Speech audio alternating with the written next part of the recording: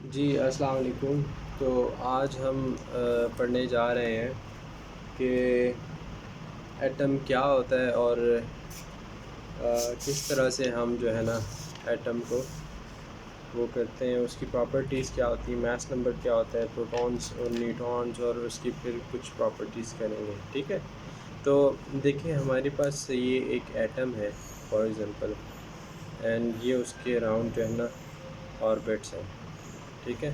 अभी मैं first orbit बना रहा हूँ। ये जो एटम के दरमियान वाली चीज़ होती है ना, ये होती है न्यूक्लियस। इसे कहते हैं न्यूक्लियस। इसमें प्रोटॉन होते हैं और न्यूट्रॉन होते हैं। क्या क्या होते हैं? प्रोटॉन और न्यूट्रॉन। और आपके जो ऑर्बिट्स में जो है ना वो इलेक्ट्रॉन्स रिवॉल्व करते हैं, राइट। तो ये आगे चल के मैं बताऊँ कि हर ऑर्बिट में कितने जो है ना इलेक्ट्रॉन्स होते हैं। खैर, ये तो हो गया हमारे पास एटम के न्यूक्लियस में हमारे पास क्या होती है। क्या दो चीज़ें जो प्रोटॉन्स होते हैं, प्रोटॉन्स एंड न्यूट्रॉन्स, ट्रॉन्स। ठीक है। अब एक चीज़ आपको याद रखनी चाहिए कि जितने एटम्स में प्रोटॉन्स होंगे, जितने नंबर ऑफ़ प्रोटॉन्स एटम्स में होंगे, उतने ही इलेक्ट्रॉन्स होंगे। ठीक है। तो अब यहाँ पे मैं आपको ये बता दूँ कि यहाँ पे जो है ना आपके पास जो प्रोटॉन नंबर होता है ना, प्रोटॉन, जितने प्रोटॉन्स होंगे एक एटम में, उसे हम एटॉमिक नंबर भी कहते हैं। क्या कहते हैं? Atomic number, right. अब ये चीज़ तो तय होगी। अब हमारे पास जो एटॉमिक मास होता है ना, वो क्या होता है कि प्रोटॉन प्लस न्यूट्रॉन, न्यूट्रॉन्स, ये हमारे पास आता है एटॉमिक मास। एटॉमिक मास या फिर मास नंबर, मास नंबर। ठीक है। अब यहाँ तक हमारे पास ये चीज़ें आ गई, राइट। अब मैं आपको बताता हूँ कि कैटाइन्स और एनाइन किस तरह बनते हैं। देखें, किसी भी एटम में, जैसे मैंने आपको शुरू में बताया कि इलेक्ट्रॉन्स और प्रोटॉन्स जो ना सेम होते हैं, राइट। जितने प्रोटॉन्स होंगे उतने ही इलेक्ट्रॉन्स होंगे। Let's say this is an atom and this is having 2 protons and 2 electrons, right. अब कह लें यहाँ पे भी यही एक एटम है, 2 प्रोटॉन्स है उसमें और 2 इलेक्ट्रॉन्स हैं। इलेक्ट्रॉन्स को हम ई और नेगेटिव साइन से डिनोट करते हैं, राइट। अब हमारे पास प्रोटॉन पे पॉजिटिव चार्ज है, इलेक्ट्रॉन पे नेगेटिव चार्ज है। If we donate this electron to some other atom, ठीक है, ये इलेक्ट्रॉन्स अगर किसी और एटम को हम दे देंगे तो this is called donation of electron. ठीक है। और इससे जो हमारे पास चीज़ आएगी ना, पॉजिटिवली चार्ज एटम आएगा, उसे हम क्या कहेंगे?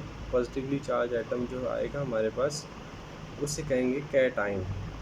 क्या कहेंगे? कैटाइन। अब यहाँ पे इन अदर केस, अगर हमारे पास यहाँ पे इलेक्ट्रॉन है बाहर कहीं पे किसी एटम, और ये हम एक्सेप्ट कर लेते हैं, बाहर से कोई इलेक्ट्रॉन एक्सेप्ट कर लेते हैं। क्या करते हैं? एक्सेप्ट करते हैं। तो इस पे नेगेटिव चार्ज आएगा। इस एटम पे क्या आएगा? चार्ज, नेगेटिव चार्ज आएगा। और यहाँ पे ये हमारे पास एनाइन बनेगा। This is simple example, right. तो अब ये चीज़ें जो है ना मतलब आपके पास हो गई। हमारे पास एक एटम क्या है? एटम, सॉरी, सबसे पहले मैंने बताना था एटम क्या है। Atom is a smallest particle, smallest particle of matter. ठीक है। स्मॉलनेस यानी बहुत छोटा सा, टाइनी पार्टिकल ऑफ मैटर होता है। और अब यहाँ पे मैं कुछ और चीज़ें आपको बता दूँ कि यहाँ पे जो है ना हमारे पास एटम्स, एटम्स, ये it's a shortcut, is not a universal rule. बस मैं शॉर्टकट आपको ये बता रहा हूँ कि एटम्स मिलके हमारे पास जो है ना एलिमेंट बनाते हैं। ठीक है। एटम्स मिलके, एटम प्लस एटम या कह लो इस तरह के एलिमेंट बनाते हैं। इसी तरह एलिमेंट हमारे पास मिलके एलिमेंट मिलके क्या बनाते हैं, कंपाउंड।